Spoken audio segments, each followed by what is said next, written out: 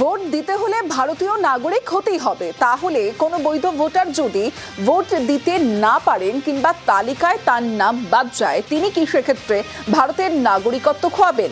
SIR কি আদতে নাগরিকত্বের প্রমাণ? অনেকের মনেই তৈরি হয়েছে আশঙ্কা। প্রথম থেকে বলা হচ্ছে এসআইআর শুধুমাত্র ভোট দেওয়া না দেওয়ার তালিকা তৈরির জন্য, কিন্তু পরিস্থিতি যা তাতে এসআইআর আদতে নাগরিকত্বের প্রমাণ বলেই মনে করছেন অনেকে। বৈধ ভারতীয় হয়েও ভোট দিতে না পারলে নাগরিকত্ব চলে যাওয়ার আশঙ্কা তৈরি হয়েছে অনেকের মনে। ভারতীয় সংবিধান অনুযায়ী নাগরিকত্বের অন্যতম প্রমাণ ভোটাধিকার। ভারতে বসবাসকারী বিদেশিদের ভোট দেওয়ার অধিকার নেই।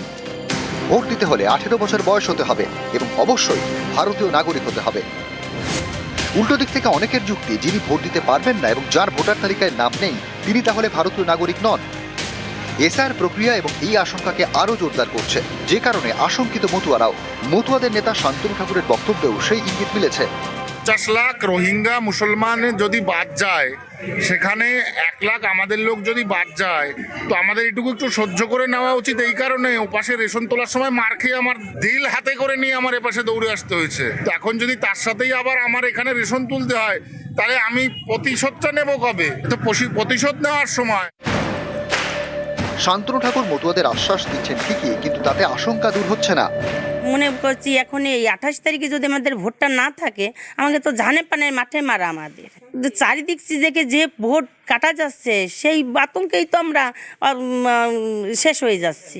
কাগজপত্র দিয়েছি, তার সত্ত্বেও কি করব? এখন আমাদের জানে মারা, আমাকে তো পথে বসে যেতে হবে। তালিকায় যদি ভোটটা না থাকে, তাহলে কি আমরা দেশের নাগরিক না? এই ভোটটার জন্যই তো, ভোটটা দেবো, ছেলেমেয়ের ভবিষ্যৎ পথটা করবো, তার জন্যই তো এদেশে ভোটটা যদি না থাকে আমি কি করব? তাকে এদেশের নাগরিক আমরা হব না, থাকবো না। 14 ফেব্রুয়ারি পর্যন্ত যাদের শুনানিতে ডাকা হয়েছিল তারা সব নথি জমা দেওয়ার পরেও ভবিষ্যৎ নিয়ে চিন্তিত।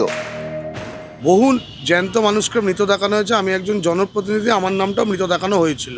মৃত দেখানোর পর আমি সমস্ত প্রসিডিওর মেনটেন করে ফর্ম তো জমা দিয়েছি আবার, কিন্তু বাই চান্স যে ফাইনাল ভোটার লিস্ট হবে সেখানে যদি আমার নাম না থাকে, আমাকে তাহলে কি কোর্টে গিয়ে আমার নামের যে নামটা আনতে হবে, মানে ভোটাধিকারের জন্য আমাকে কোর্টে যেতে হবে, নাকি কি করতে হবে?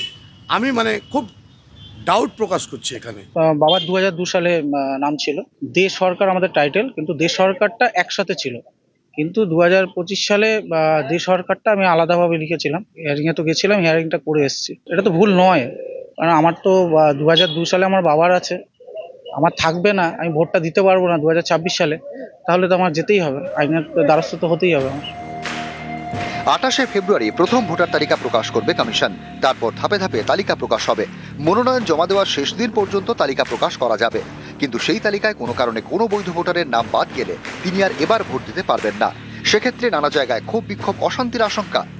কন্টিনিউয়াস রিভিশনে বা সাপ্লিমেন্টারি লিস্টটা যদি প্রকাশিত নাও হয়, তাহলেও কিন্তু আইনের লঙ্ঘন হচ্ছে না। সেটা লাস্ট ডেট অফ নমিনেশনের আগে অবধি যতটা ওনারা নিষ্পত্তি করতে পারবেন ততটুকুই উঠবে। যদি এরকম হয় তাহলে কিন্তু তারা এবার ভোটাধিকার দিতে পারবেন কিনা সন্দেহ আছে।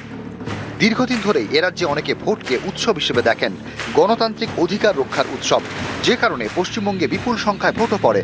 দেশের অন্য রাজ্যের তুলনায় এ রাজ্যে ভোট নিয়ে এমন সচেতনতায় বেশি করে আশঙ্কার জন্ম দিচ্ছে।